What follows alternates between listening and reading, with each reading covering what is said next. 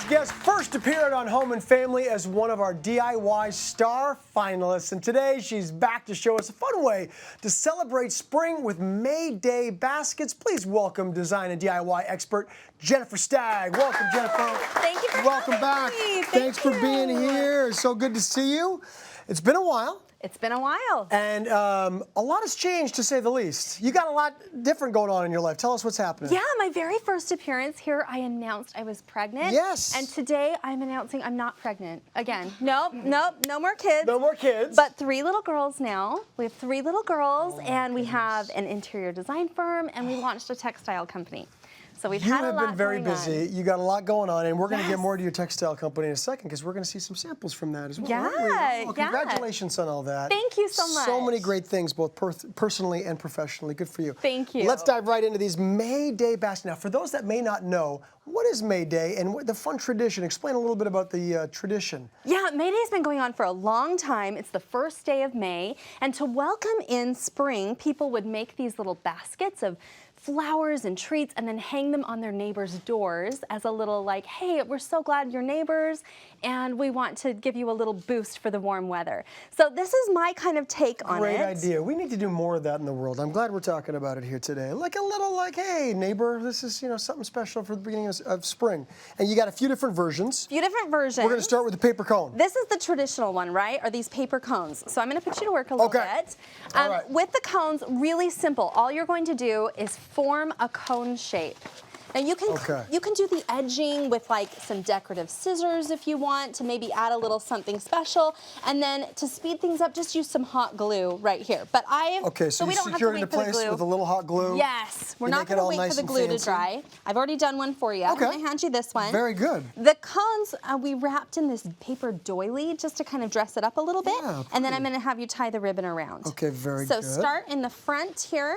You're going to start in the front. What is this, just like a Wrap little it twine? around. Just a little rough twine. okay. Yep, just wrap it around twice. Give it a little tie. And there you go. You can add a little tag if you want to that says Happy May Day. You'll find out that it takes me a little bit of time to keep up with you.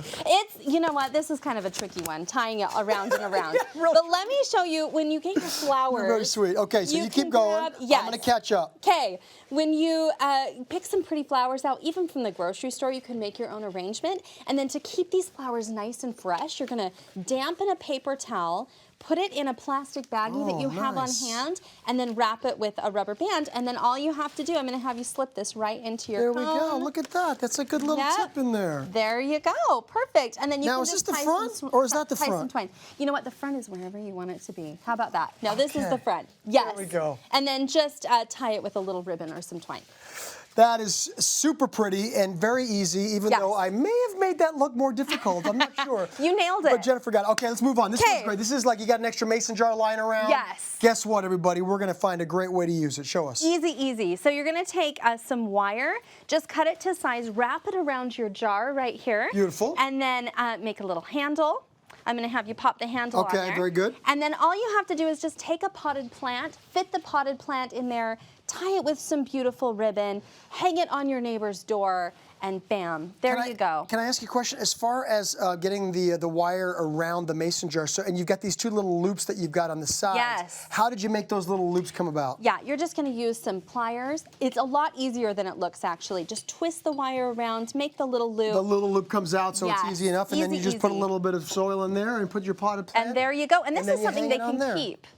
This is a nice one they could keep in their windowsill or even just keep it on their front door for a while. I love how simple these are. These are very user-friendly. Okay, let's move on to this one. You've got, who doesn't have a few extra empty cans lying around? Yeah, this like every is day. great. I know, right? Little This tins. is great for canned, extra cans that you have from food or a coffee tin, a cocoa tin, something like that. So you can use whatever scraps you have laying around. Obviously, I'm a wallpaper designer, so these are wallpapers from our line. Genius. Yes, you could use fabric, you could use craft paper, something like that. So I'm going to have you wrap this one around. Let's just take a quick second here. These are your designs. This is They your, are our all of your designs. designs were part of your textile company, so good for you. Yes, Stagg Design, and they mix and match really effortlessly. Okay. So I'm going to have you use some hot glue, Yeah, put it on the can there, and then you're just going to wrap the paper around it. Now, if you don't have any hot glue on hand, you could really use any kind of craft adhesive, like a spray adhesive or even Mod Podge or something like that. Is there a trick to make this perfect, or you just kind of put it on there? No, you know what, and it doesn't do really your have thing. to be perfect. I think people focus on the pattern more than every edge being perfect, so you just kind of do your best. Yep. And now, unlike the previous two, for our May Day basket here, we're going to fill this guy with some treats, right? Who doesn't want a treat when they rock up to a front door, Oh, but right? before we got that, we got to do the little handle first, don't we? Yes, yeah. Okay. So I just tied some ribbon around, and then I made a little tag. I'm going to have you tie the tag on. It just says "Eat Me" to remind people it's okay to have a little There snack you go. here. I love that you give me the little like tying things, because guess what? I got these big clumsy hands that make it tricky. Well, I But thought I'm about gonna do even it. smaller ribbon, but There you go. we're good with this. You did, yeah. Okay, so you get that on there, perfect. very cute. Yep. You fill it with whatever treats you got. Just Should we do grab. that, or- Yep, go ahead. All right. Load it up with whatever treats you Here want. we go, everybody. You see this? And I love it. love a treat by a front door because I think it just welcomes people in. It makes them relax a little bit and think, okay, yeah, I can have a little So they snack while I'm know. visiting. So yeah. they know. Hang this on your neighbor's door and say thanks for being my neighbor.